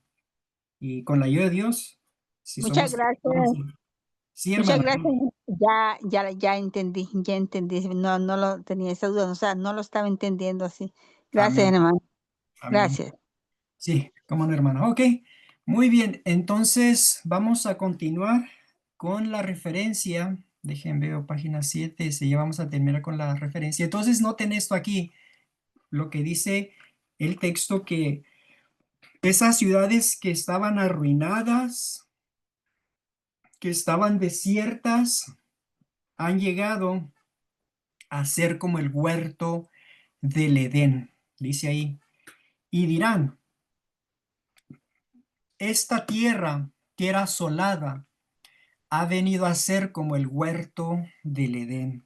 O sea, ese lugar, ese territorio, después que pase la guerra, la tercera guerra mundial, lo que está profetizado en la Biblia, que en realidad es la segunda guerra mundial que no ha terminado, pero el mundo la va a conocer como la tercera guerra mundial, entonces va a haber mucha destrucción, va a haber mucha destrucción ahí. Y cuando haya esa destrucción, entonces es cuando Dios purifica la iglesia y es entonces cuando los 144,000 van al reino y es cuando empiezan los carpinteros a construir ese lugar. Y dice que ese lugar que había sido desierto, arruinado, asolado, va a llegar a ser como el huerto del Edén. Para que la palabra de Dios diga que ese lugar va a ser, que va a llegar a ser como el huerto del Edén. Hermanos, uno no se imagina de qué hermoso va a ser ese lugar. Para que Dios inspire a Ezequiel que use ese término, esas palabras, quiere decir que así como fue el jardín del Edén cuando Dios creó a Adán y Eva, en su hermosura, así va a llegar a ser esa tierra. Imagínense. Uno ahorita ni tiene una idea.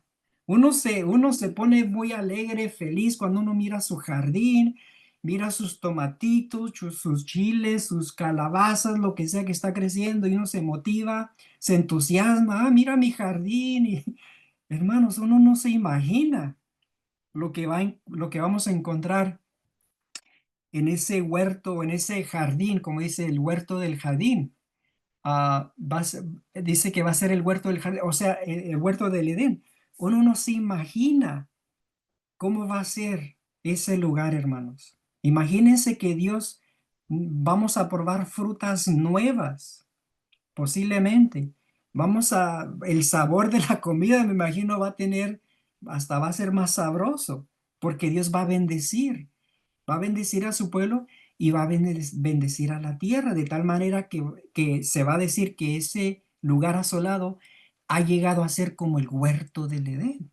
Es algo increíble, es algo que uno ni se imagina lo que Dios va a hacer. Dice, vemos que todas estas maravillas hace el Señor en la tierra de Israel y a la vista de los paganos. Necesariamente debe de haber eventos premilenarios, y eso es lo que el contexto, Ezequiel 36. Dice, las naciones que quedaron alrededor vuestro sabrán que yo reedifiqué lo que estaba destruido. O sea, las naciones, van a haber naciones paganas que van a presenciar y van a testificar que fue Dios o es Dios el que está haciendo esto. No es Estados Unidos, no es Donald Trump, que le quieren dar el premio de el ¿cómo le llaman en español? No sé cómo se llama en español, pero es el Nobel Peace Prize, el, el, ¿cómo les diré? El reconocimiento de que es el hombre más importante que ha traído la paz en el mundo, ha promovido la paz, y por lo tanto hay que darle este premio, este reconocimiento. ¿Se imagina? Hermanito, ese se llama el Nobel de la Paz. Gracias, hermanita, el Nobel de la Paz. Entonces, ¿se imaginan? Eso es lo que miramos aquí, miramos lo que está pasando aquí en Donald Trump y estos hombres que están haciendo esto. No, hermanos, imagínense, imagínense, estas naciones, yo no sé, yo a veces me pongo a estudiar las naciones, es algo muy interesante, para mí es algo fascinante. De hecho, el otro día hice un libro, un video, perdón, donde hay una profecía en Miqueas, donde dice que muchas naciones, fíjense, Hermanito, perdón interrumpirle un ejemplo de eso del Nobel de la Paz, es que aquí en Colombia, mm, a un presidente que hubo, que fue el que más guerra trajo aquí en Colombia, que era Santos, le dieron el Nobel de la Paz sin tener ningún mérito de ganárselo, o sea, no tenía nada que ver.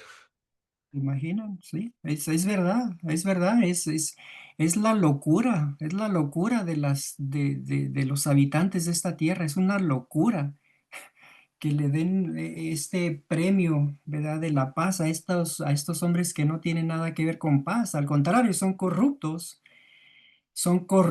pero les quieren dar estos premios como si fueran lo máximo, lo ideal de promover la paz cuando ellos son culpables.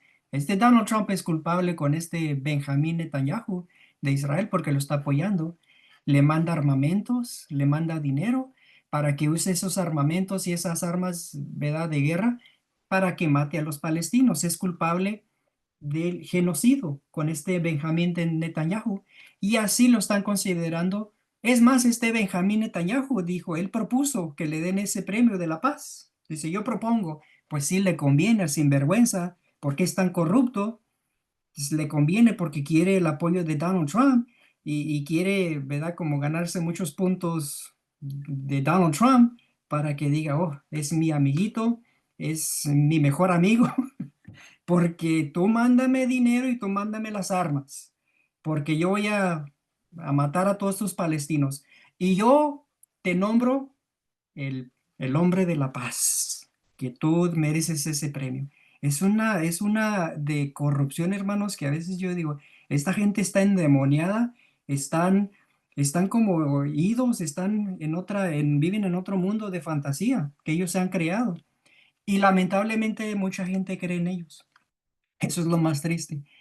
Lamentablemente mucha gente, ah, ¿verdad? Cree en ellos y en sus decisiones que hacen.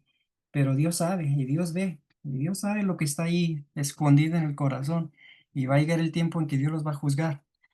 Muy bien, hermano, vamos a continuar porque se nos va el tiempo. Dice, entonces dice, vemos que todas estas maravillas hace el Señor en la tierra de Israel y a la vista de los paganos. Necesariamente debe de haber eventos premilenarios. Ezequiel 36 a 37. Así ha dicho el Señor Dios, ¿aún seré solicitado por la casa de Israel para hacerles esto? Multiplicaré los hombres como se multiplican los rebaños. Ahí está otra referencia que habla de la multiplicación.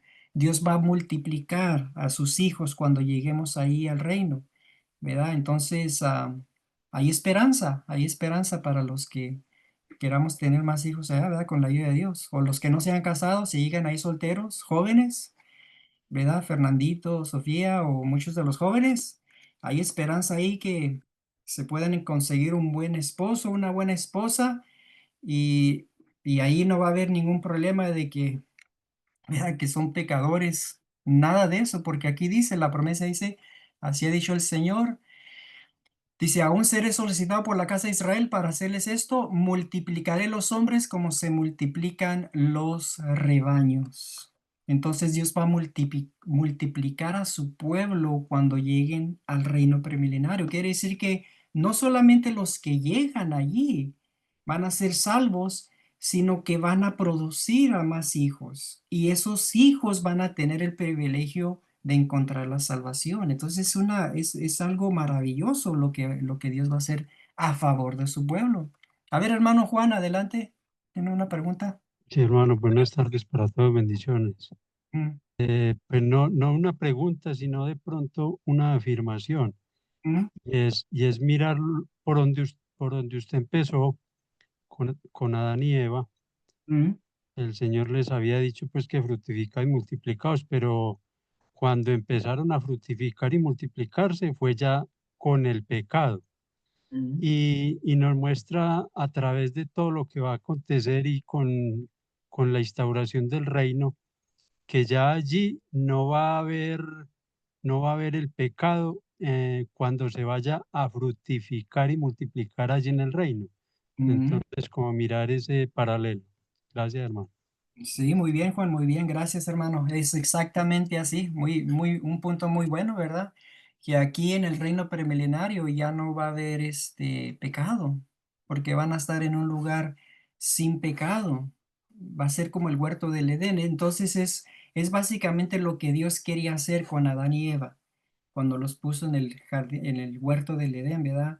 Él quería que ellos llegaran a ser una nación, un pueblo. Quería que este mundo llegara a ser como los otros mundos que Dios ha creado, donde, ¿verdad? El diablo no pudo con esos mundos. Pero aquí el diablo sí pudo con Adán y Eva. Pero si ellos hubieran sido fieles a Dios, entonces ellos hubieran multiplicado y la tierra hubiera sido llenada de puros seres humanos sin pecado, obedientes a Dios. Pero lamentablemente ese no fue el caso, ¿verdad? Con nuestros padres, Adán y Eva, y por lo tanto estamos en esta situación, ¿verdad? En este drama de bien y el mal. Dice aquí. Ah, dice, este versículo declara que los elegidos de Dios orarán por el cumplimiento de estas escrituras. ¿Qué está haciendo, hermano, hermana? ¿Está orando por estas cosas o está peleando contra ellas? No se atreve, no se atreva a decir, no me importa, porque tal actitud de incredulidad le mantendrá fuera del reino tan ciertamente como mantuvo a los antediluvianos fuera del arca. Versículo 38. A ver, una Al hermano John o Sofía o Fernandito, el que quiera hablar, adelante. ¿Tienen su mano levantada?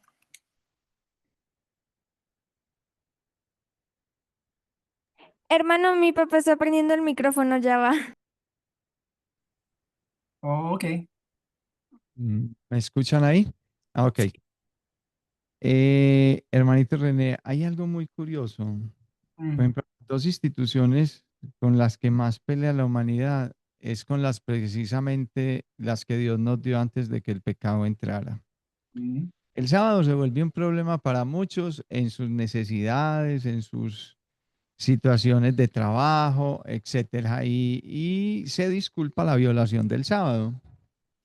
Ahora, en el matrimonio, muchos no han tomado las mejores decisiones en sus vidas. No los voy a juzgar ni voy a criticar a nadie, pero eso hace que muchas veces como que odien el matrimonio, sabiendo que el matrimonio fue una institución supremamente maravillosa que nos dio Dios antes de que el pecado entrara. Me encantan estas citas del código simbólico y eso corrobora que en realidad el matrimonio, como el sábado es restaurado, el matrimonio va a ser restaurado para la eternidad. Ahora que hay unas aseveraciones que nos pueden hacer pensar cuando habla de que no se van a casar ni darse el casamiento, hay que mirar dentro del contexto que lo dice la sierva del Señor y el lugar, que es muy diferente al reino y a la tierra nueva y al cielo nuevo que Dios nos va a dar. Pero dice aquí, dice además, ¿cómo podría la palabra decir que Elías debe restaurar todas las cosas si no fuera también a restaurar la institución del matrimonio? Además, si Dios vio que no era bueno que el hombre estuviera solo originalmente en el jardín del Edén, entonces, ¿por qué habría de serlo cuando regrese al Edén? ¿O deberíamos ahora todos en este tiempo de de la congregación y de recibir la herencia del primer dominio, divorciarnos de nuestras esposas? Si la redención de los santos debe significar divorcio para ellos, ¿por qué entonces habría Dios de componer el reino de ambos sexos? ¿Disfrutaría Adán, quien escogió morir antes de separarse de Eva, de la vida de sí, al regresar a su hogar edénico, su esposa estuviese ausente o si entonces tuviese que divorciarse de ella? Además, las escrituras dicen de Elías, él hará volver el corazón de los padres hacia los hijos y el corazón de los hijos hacia sus padres. Por lo tanto, la escritura anterior, como Joel 2:16, que dice, reunida al pueblo, santificad la congregación, juntad a los ancianos, congregad a los niños y a los que maman, prueban que el mensaje de Elías ha de unir a las familias, no separarlas. El Espíritu de Dios reveló a Pablo que en los postreros días los espíritus malignos intentarían derrocar el plan de Dios para su pueblo, pero el Espíritu dice expresamente que en los postreros tiempos algunos apostatarán de la fe, escuchando a espíritus seductores y doctrinas de demonios, prohibiendo casarse. Dice, mientras que no necesitamos ninguna doctrina que prohíba casarse, sí necesitamos saber por qué nos casamos y cómo vivir. Por lo tanto, necesitamos una reforma completa, un cambio de ideas y teorías, hábitos y prácticas. Entonces, cuando yo miro todo esto, yo miro lo que dice la inspiración, a mí me da mucha alegría. mm, Me da mucha alegría porque Dios, lo que Él creó en realidad antes de que el pecado entrara, va a ser para la eternidad. Y la sierva del Señor precisamente dice que el matrimonio afecta esta vida y la ulterior. O sea que de todas maneras, nosotros debemos esperar en los tiempos de Dios en realidad. Que hayan cosas que no entendamos, no comprendamos bien en este momento, sabemos que el Señor nos las va a aclarar. También en el reino se van a aclarar muchas cosas. Pero por el momento yo soy feliz, y lo hablo a manera personal, soy feliz sabiendo y con la linda promesa de que puedo estar, si soy fiel y mi esposa y mis hijos son fieles, en nuestra familia por la eternidad. Yo creo que esa para mí sería una felicidad grandísima poder compartir con mi esposa y con mis hijos toda una eternidad con mi amado Padre Celestial. Pues así lo veo yo. Gracias, hermano René. Amén, amén. Así, hermano, así es. Una esperanza muy grande, ¿verdad? Que tenemos con la ayuda de Dios. Y pues a mí, ¿verdad? Poder ser vecinos de ustedes sería un privilegio, ¿verdad? Tenerlos de vecinos. Que cada uno de ustedes sea mi vecino y estuviéramos así, ¿verdad? Con nuestras familias, nuestros hijos a nuestros lados, pues sería excelente, ¿verdad? Con la ayuda de Dios. Dios tiene promesas muy grandes para nosotros y confiamos en el Señor de que algún día podamos estar unidos, juntos y si es posible, ¿verdad? Si Dios quiere, también como vecinos, ¿verdad? En las mansiones que Dios está preparando para nosotros hoy en día, con la ayuda de Dios. Muy bien, hermanos, vamos a continuar, vamos a terminar este estudio. Dice versículo 38. Dice, como las ovejas consagradas, como las ovejas de Jerusalén en sus fiestas solemnes, así las ciudades desiertas serán llenas de rebaños de hombres y sabrán que yo soy el Señor. Maravilloso, ¿verdad? Es una promesa muy, pero muy especial, muy grande. Y es algo que a veces cuando uno se pone a pensar, hermanos, imagínense, en ese reino premilenario, Dios va a resucitar a los pioneros adventistas del séptimo día, a la hermana White, a su esposo y a muchos pioneros en la resurrección especial. Los va a resucitar. Va a resucitar a la casa de Israel, a los israelitas, ¿verdad? Del Viejo Testamento. Muchos de los profetas, muchos de los hombres que ahorita estamos estudiando van a estar en ese reino premilenario.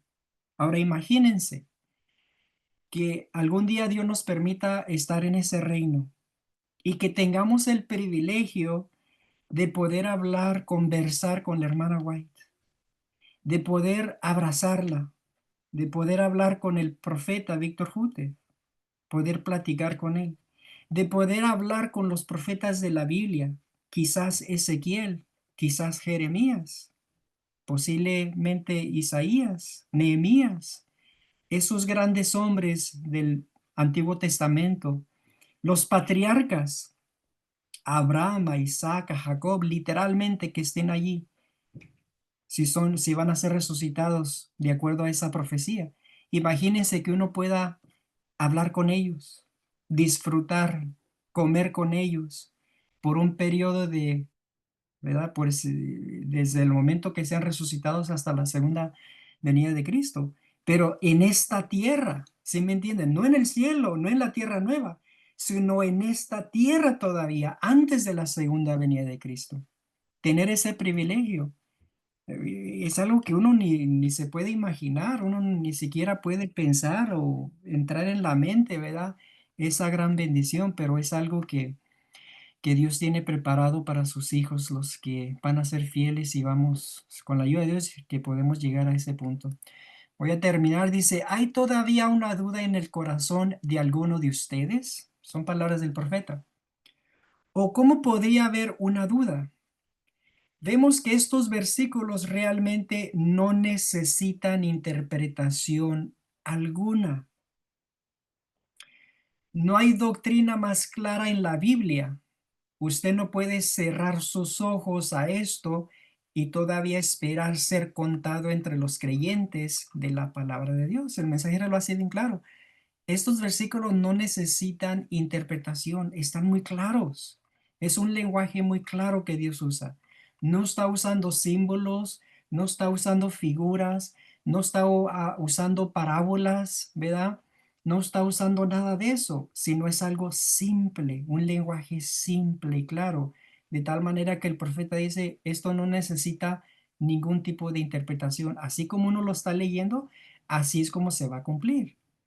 Dice, ahora vemos que debe haber una renovación de la tierra y una operación del corazón.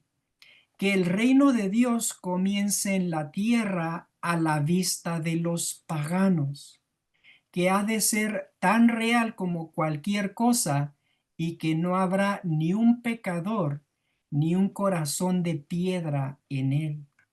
¿No es esto más apelante que no es esto más apelante que lo imaginario, el reino más espiritualizado de lo que con frecuencia se oye decir de él? Eso es lo que los pastores están predicando hoy en día. Un reino espiritual, ¿verdad? El cambio de corazón, sí, espiritualmente. Dios lo va a hacer cuando usted se bautiza y, ¿verdad? Imagínese que Dios le cambió su corazón ya espiritualmente.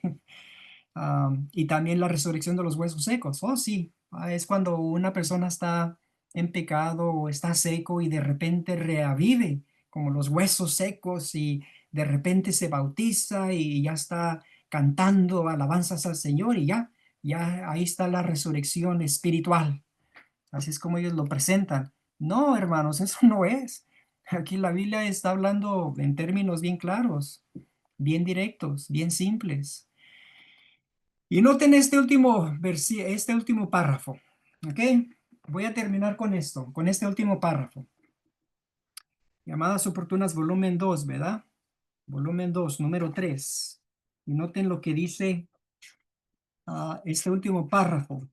Dice,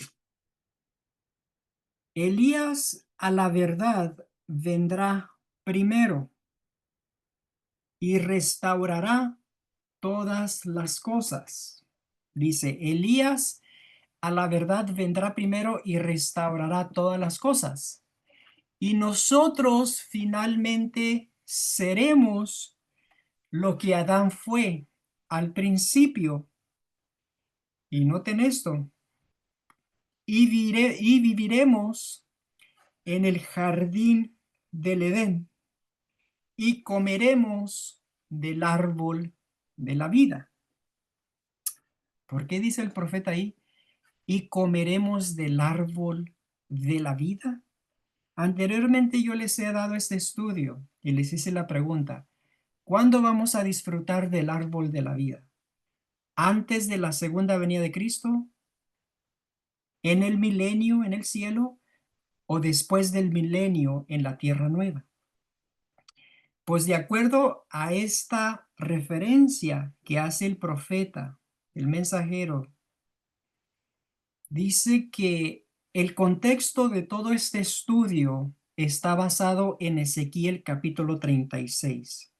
Ese es el fundamento de todo este estudio, ¿verdad? De llamadas oportunas, volumen 2 y número 3, que es la renovación de la tierra y la operación del corazón.